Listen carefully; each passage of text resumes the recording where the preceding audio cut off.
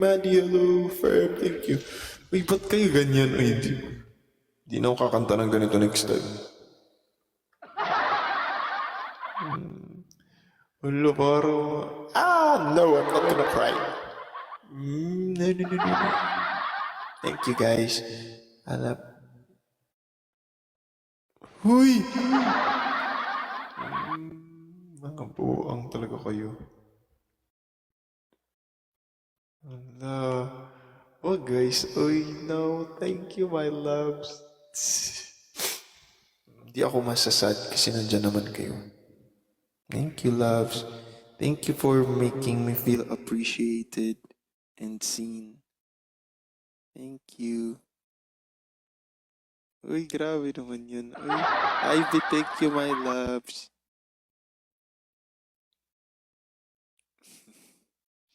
I love you guys too. Sa mga makikita namin sa mga next events namin. Actually, miss ko na makita yung mga 143.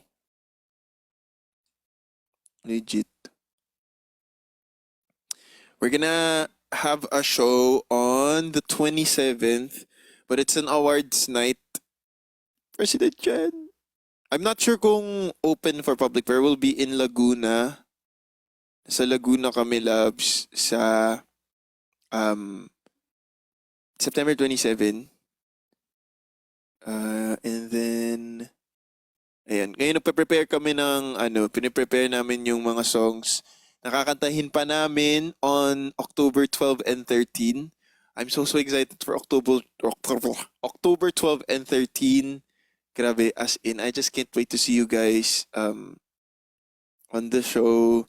We're gonna be doing may mga new songs na ipa-perform rin yung Yes My Love.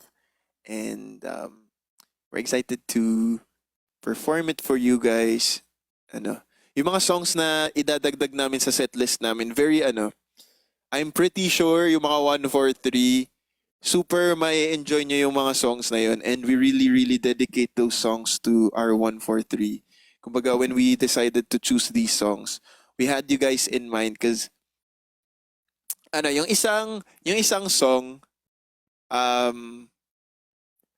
Sai, thank you. Merosol, thank you. Yung isang song, may lagi kasi kayong sinasabi na that group reminds you of us. Am I giving away too much? O, bahala na. Love ko naman kayo. Isang song yon. Tapos yung isa naman, popular song siya as of recent. And, TMI, okay. And of course, kakantahin natin ang, we're gonna sing yung mga Yes My Love hits like Laging Naroon Ka, of course, will always be there. Manager is calling.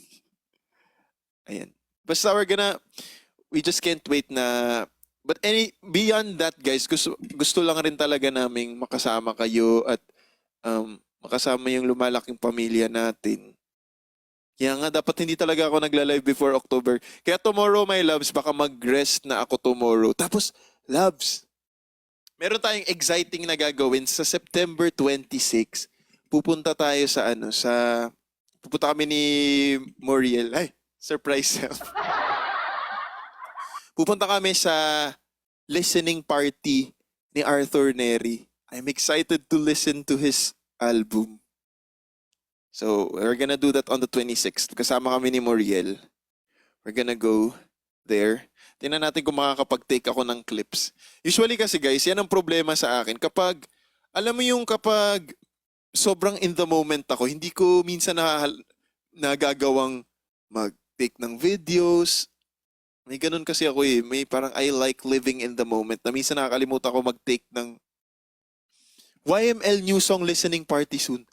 Carly, alam mo, that's a very good idea. Actually, no? Huwag kayong mag-alala, loves. Once we finish all of our music talaga, I'm pretty sure we're gonna make something like that. Let's do a listening party together, no? And sana makagawa rin kami ng mga online streams dun sa mga 143 nating wala dito sa Philippines. Yan. Grabe yung mga 143 rin nating mga OFW. Grabe. Uy, by the way, shout out sa mga gumagawa ng station head ng mga 143. Thank you so much, loves. Alam nyo, sobrang laking tulong ng mga station head nyo, mga mahal, for pangpataas ng ating monthly listeners. Thank you so much, loves, for your efforts. The Voice and I see you guys and we all appreciate you so much. Thank you sa mga admins ng iba't ibang mga fans club ng ng Yes My Love, and of course mga 143. Thank you so much, guys, for fighting with us and for manifesting great things together. Sobrang na-appreciate namin kayo, love. Sobra. Nickelodeon Station, ito na nga. Ang alam ko, binigyan ako ni Ate Renji dati binigyan niya ako dati ng pangalan nito. Bigyan niya ako ng Spotify kasi wala akong Spotify. Bakit? Ha? Di ko na ata nakita. I-judge niyo ko? Na wala akong Spotify. May Spotify ako pero may ads. Uy! Like, we thank you, loves. I'm pretty sure yung iba sa inyo bago lang tong mga station head. Pero thank you, ha. Thank you for doing the efforts talaga, love. Mag-DJ ka sa station head. Carl, hindi nga ako marunong niya. Nagpapaturo pa ako kala Ate Rench. Soon enough, magpapaano ko niyan kapag may time tayo. Paano po yun? Frem, hindi ko rin alam. Sa pa walang alam.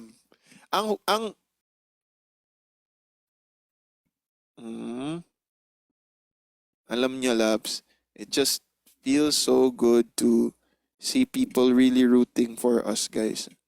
Dati kasi, may kukwento lang ako sa inyo, ha.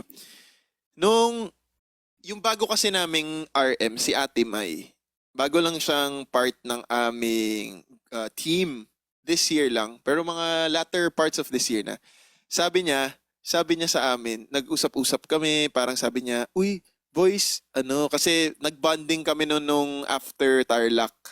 Kumain kami sa Chowking. Nakita kami ng mga ibang 143 na pumunta sa Tarlac. Nakita nila kami sa Chowking. So, nag-dinner kami sa Chowking. So, medyo nakapag-usap-usap kami ganyan. So, ang dami namin nakwento kay Ate Mai kung bakit kami ng boys. Parang, iba yung laban talaga namin this time around. Parang, hindi kami nagpapakampante ng boys. Talagang, mas pinag-iigihan namin more than ever yung ginagawa namin. Alam, ang nasabi lang ni Ate Mai sa amin, grabe, no? Ang dami nyo na palang pinagdaanan magkakasama. So, that just goes to show na gusto ko kayo bigyan ng assurance that the boys and I will really do our best to make Yes My Love a success, not just for us, but now, mas iba rin yung fire namin knowing that you guys are there. Lagi nyo pinalalakas yung mga loob namin sa mga stories nyo, sa mga TikTok na pinopost nyo, sa mga edits nyo. Like, lagi namin na pag-uusapan niya ng boys pag nagre-rehearse kami na parang, grabe. Alam nyo ba kung gaano namin ngayon, for example, kulitin yung label namin because we so want to release new music for you guys. As in, yun yung priority namin ngayon, makagawa ng music. And sometimes, in our world, kasi sometimes it gets frustrating na hindi makuha yung mga gusto natin, di ba? It also happens to us na as much as, alam nyo, in a perfect world, kung kami lang gusto lang namin gumawa ng music and we could just release it right away, we would do that for your guys' consumption. Like, yun talaga yung gusto namin marinig nyo, ma-enjoy nyo yung music, and that's their part of the reason, guys. Di ba lagi ako nagbibiro dito na nagla-live ako kasi syempre, hindi na ako pakikipagplastikan, guys, kasi syempre, when I go live streaming, it's extra income for me. And kaya sobrang thankful ako sa lahat ng mga gifters na sumusuporta because it really helps me support dito at para hindi ako maging homeless dito sa Manila, guys. Yeah, thank you, guys, ha. Unang-unang, and I just say, I'm really, really grateful to each and every one of you guys. May it be a single rose, a single heart me, may it be a team bracelet, or kahit TikTok universe pa man yung sinesend nyo. Sobrang thank you to each and every one of you. And just know that you are helping me out by supporting my live stream. Okay? Anyway, as I was saying, we're so grateful also na nagkaroon kami ng opportunity dito sa TikTok na makakonect sa inyo and makilala nyo kami beyond the music, beyond the P-pop persona. Kasi 'di ba, merong P-pop persona or P-pop expectation for people, parang idol image. And we're grateful that we have this and you guys see us as people. And that's why I love doing live streams with my brothers kasi iba rin naman yung live stream ko as Josh, di ba? Ito talaga yung magiging live stream ko, guys.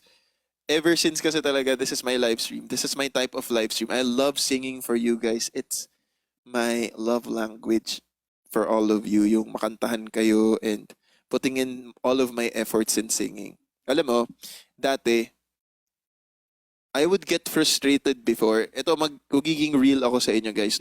Especially nagsistream pa ako dati sa kabilang app, doon sa K-app. Until nag-stream ako dito pa rin sa TikTok, parang there are times na parang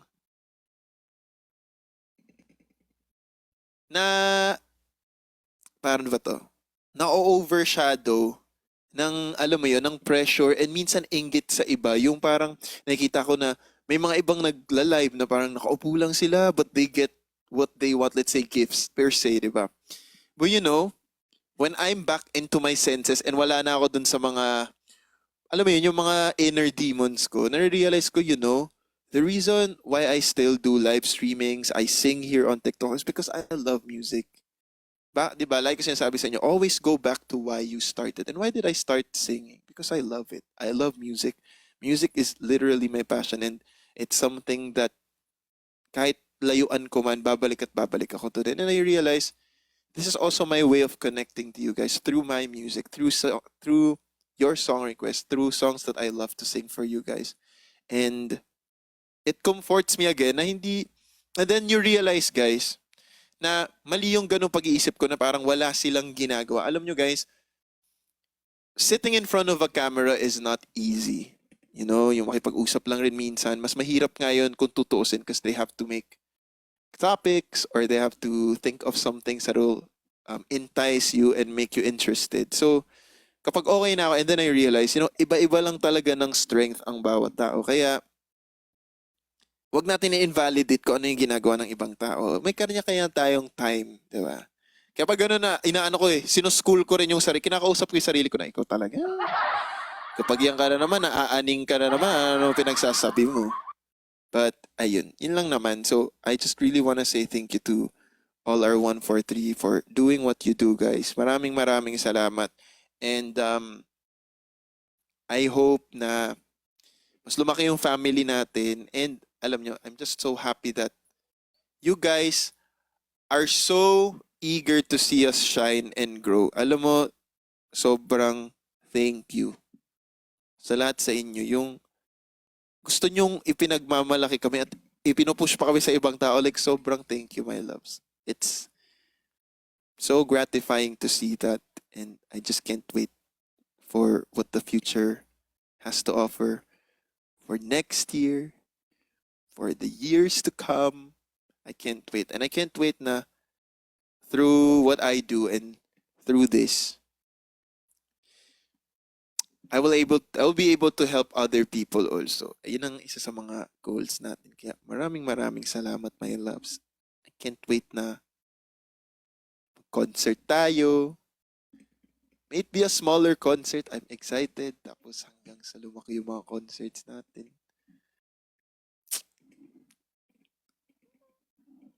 Okay. Ilang oras na ba ako, guys? 2 hours na pala ako. Okay. I'm gonna sing our last 2 songs. What are your last? Nero!